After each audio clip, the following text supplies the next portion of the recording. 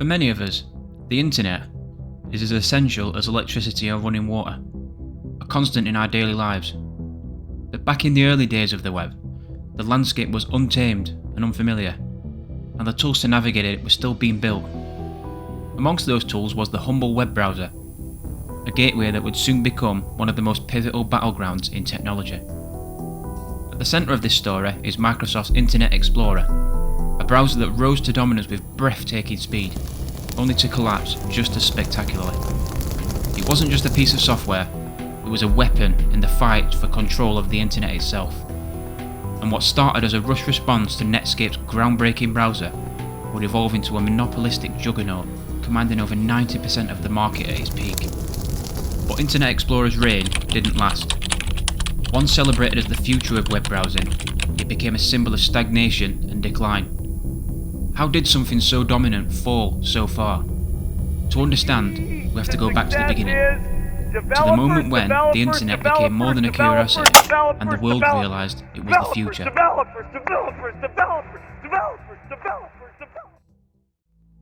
In the early 1990s, the internet was evolving from a niche tool for researchers into a technology with the potential to change everything.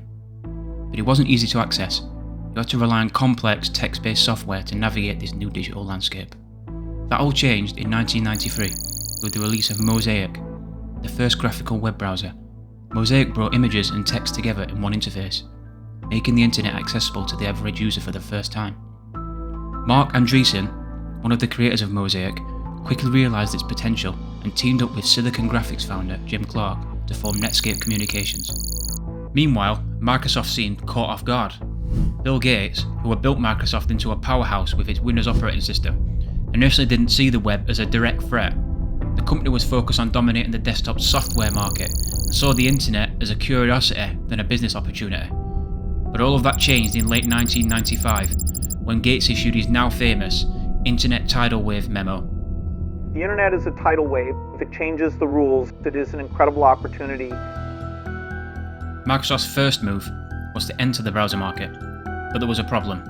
While Netscape was building Navigator from scratch, Microsoft didn't have the time to start from square one. Instead, it looked for a shortcut. The company found one in Spyglass, a small firm that had licensed Mosaic's codebase for commercial use. Microsoft struck a deal to use Spyglass's technology, but it wasn't a straightforward transaction. The contract required Microsoft to pay royalties based on sales, a detail that would later spark a major legal dispute.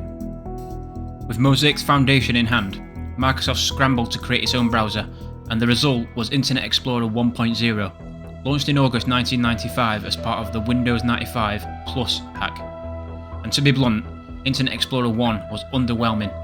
It lacked the features, polish and speed of Netscape Navigator, and users weren't flocking to it, but for Microsoft this was just the opening move in a much bigger game.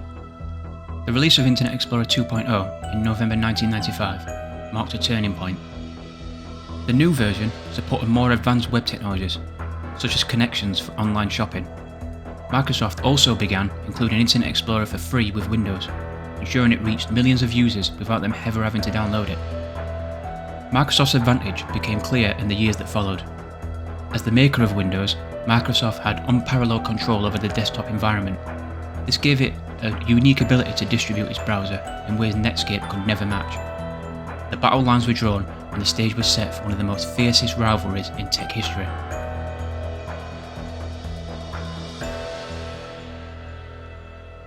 By the mid-1990s, Netscape Navigator had solidified its position as the dominant web browser, but Microsoft wasn't about to let it stand. Netscape's rapid rise posed a direct threat to Microsoft's Windows operating system monopoly. The browser was more than just a tool for accessing the internet. It became a platform of its own, capable of running web-based applications. If Netscape succeeded, it could reduce Windows to just another operating system, one of many rather than the default. To counter this, Microsoft entered the fray with a level of aggression that would define the so-called browser wars. The company poured resources into the internet, not only improving the product, but also using its dominant position in the software market to outmaneuver Netscape in ways that went far beyond technical competition. One of Microsoft's most powerful weapons was bundling. Starting with Windows 95, Internet Explorer was included for free with the operating system. This meant that anyone buying a PC with Windows pre-installed automatically had Internet Explorer at their fingertips. Netscape, by contrast, was charging users a fee to download Navigator. This difference made Microsoft's offering inherently more appealing to consumers, who weren't eager to pay for something that they could get for free. But bundling wasn't the only strategy that Microsoft used. The company improved Internet Explorer rapidly, releasing version 3.0 in 1996, which brought support for CSS and other emerging web standards like Java. The launch of Internet Explorer 4.0 in 1997 further intensified the competition, with Microsoft heavily marketing the browser as the fastest and most feature-rich option on the market. The real turning point, however, came with Microsoft's ability to leverage its partnerships and business dominance. A particularly notable example was its 1997 deal with Apple. At the time, Apple was struggling financially, and Steve Jobs had just returned to lead the company.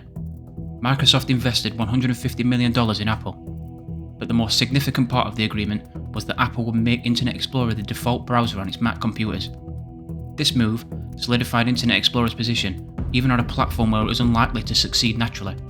Behind the scenes, Microsoft also worked to undermine Netscape's distribution channels.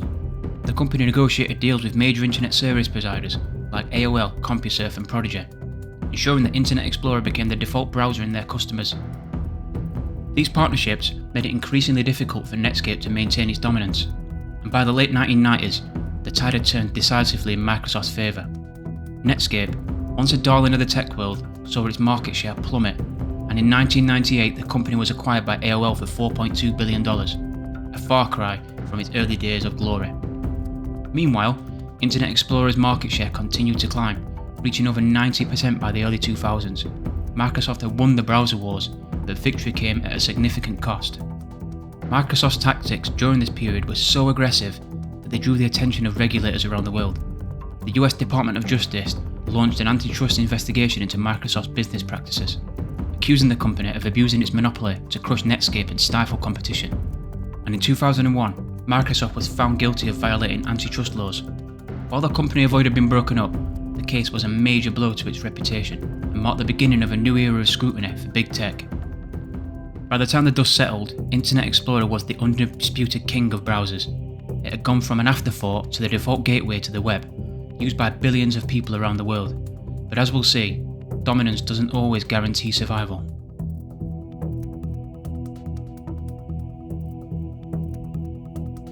At the dawn of the 2000s, Internet Explorer seemed unstoppable.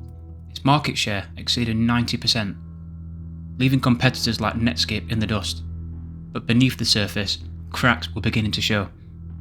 The same aggressive strategies that had propelled Internet Explorer to dominance now bred complacency, stifling innovation, and alienating users. One of the key issues was stagnation. After achieving a near-complete market dominance with Internet Explorer 6, released in 2001, Microsoft shifted its focus away from the browser.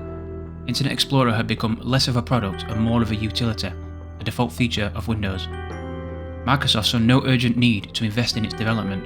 For 5 years, Internet Explorer 6 only received minor updates, even as the web itself underwent rapid evolution. Meanwhile, competitors were making a comeback. The first real challenge came in 2004 with the launch of Mozilla Firefox. Built by the same open source team that had evolved from Netscape, Firefox was faster, more secure, and packed with features like tab browsing and extensions, innovations that Internet Explorer lacked. Firefox quickly gained a devoted following amongst tech-savvy users who were frustrated with Microsoft's lack of progress. By 2008, another major competitor entered the scene: Google Chrome. Unlike Firefox, which appealed primarily to power users, Chrome was designed for simplicity and speed. Google marketed Chrome as a browser built for the modern web, emphasizing its lightweight design and frequent updates. Crucially, Chrome also highlighted security, a growing concern as Internet Explorer 6 became infamous for its vulnerabilities. The shift in public perception was swift and brutal. Once seen as the gateway to the internet, Internet Explorer was now a punchline, a relic of the past. Memes mocking its slow performance and outdated design spread across the web, and users began abandoning it in droves. Microsoft didn't help its case with the release of Internet Explorer 7 and 8, which failed to match the innovation of user-centric design of its competitors. Each new version felt like a reactionary move rather than a leap forward. Even when Microsoft released Internet Explorer 9 in 2011, a browser that was finally competitive in terms of speed and standards compliance, the damage to its reputation was done. Another factor in Internet Explorer's downfall was the rise of mobile computing. As smartphones and tablets became the primary devices for accessing the web, Microsoft was caught flat-footed. Internet Explorer was designed for desktops and was ill-suited for mobile platforms. Competitors like Safari and Chrome, which came pre-installed on iPhones and Android devices, quickly captured the mobile market. By the mid-2010s, Internet Explorer was a shadow of its former self, and its market share just continued to plummet. And Microsoft began pivoting to a new strategy. In 2015, the company announced the end of Internet Explorer as its flagship browser. It introduced Microsoft Edge, a browser built on modern framework, designed to compete directly with Chrome, but even this rebranding couldn't erase years of negative perceptions. Once the dominant web browser, it had gone from the king of the web to an industry afterthought. But how did it all go so wrong? And to answer that, we need to take a closer look at his misstep that sealed its fate.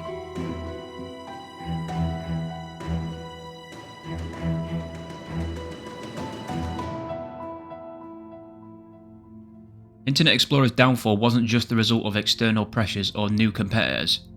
It was also a direct consequence of Microsoft's own missteps. The company that had ruthlessly crushed Netscape with strategic brilliance and overwhelming resources seemed unable or unwilling to adapt when the web began to change. One of the core issues was complacency. By the early 2000s, Internet Explorer's dominance was so complete that Microsoft stopped viewing the browser as a priority. Internet Explorer 6, which was released in 2001, was seen as good enough, and for 5 years it remained virtually untouched. This stagnation left a void, one that Mozilla Firefox and later Google Chrome were all too happy to fill. And as the web evolved, developers began building richer, more interactive websites, but Internet Explorer 6 struggled to keep up with the modern standards, like CSS advancements and JavaScript improvements. This stagnation wasn't just a technical issue, it was a public relations disaster. Internet Explorer 6 became notorious for its poor security, with vulnerabilities frequently exploited by hackers. Users grew frustrated with frequent crashes, slow load times, and the inability to properly display modern websites. Developers, too, began to resent the browser, as its quirks and lack of standards compliance made building web applications unnecessarily difficult. At the same time, Microsoft misread the direction of the market. While the company focused on maintaining its dominance on desktop PCs, the world was moving towards mobile devices. The iPhone's release in 2007 and the subsequent rise of Android marked the beginning of the mobile era. Safari, pre-installed on Apple devices, and Google Chrome, designed with mobile performance in mind. It quickly gained traction, and Internet Explorer, with its desktop-first design and lack of innovation, was left behind. Microsoft's inability to capture the mobile market wasn't just about technology, it was also about branding. By the late 2000s, Internet Explorer had become synonymous with everything users hated about outdated software. Even when Microsoft began improving the browser with versions like Internet Explorer 9 and 10, the damage to its reputation was irreparable. Another critical error was Microsoft's late adoption of open web standards. Competitors like Firefox and Chrome built their browsers around compatibility with modern web technologies, making it easier for developers to create and innovate web experiences. In contrast, Internet Explorer clung to proprietary features that locked developers into Microsoft's ecosystem. While this approach had worked in the 1990s to entrench Windows, it backfired in the 2000s as the industry embraced interoperability. Then there was the competition itself. Google Chrome's rise was a masterclass in timing and execution. Released in 2008, Chrome was fast, lightweight, and frequently updated, everything that Internet Explorer wasn't. Google also capitalized on its dominance in search and advertising to promote Chrome aggressively, embedding download links into its homepage and then using its suite of services like Gmail and YouTube to nudge users towards its browser. By the time Microsoft introduced Edge in 2015, Chrome had already become the default browser for a new generation of users. And finally, legal and regulatory challenges compounded Microsoft troubles. The antitrust case of the late 1990s and early 2000s forced Microsoft to scale back the aggressive tactics that had made the Internet Explorer dominant in the first place. For example, bundling Internet Explorer with Windows became subject to tighter scrutiny, limiting the company's ability to leverage its operating system monopoly. By the time Microsoft officially retired Internet Explorer in 2022, it was clear that the browser's fall wasn't the result of a single mistake, but a combination of factors: neglect, poor branding, and missed opportunities, and a failure to adapt in the rapidly changing market. What was once a symbol of Microsoft's dominance had become a cautionary tale of how the most powerful products can collapse if they fail to innovate.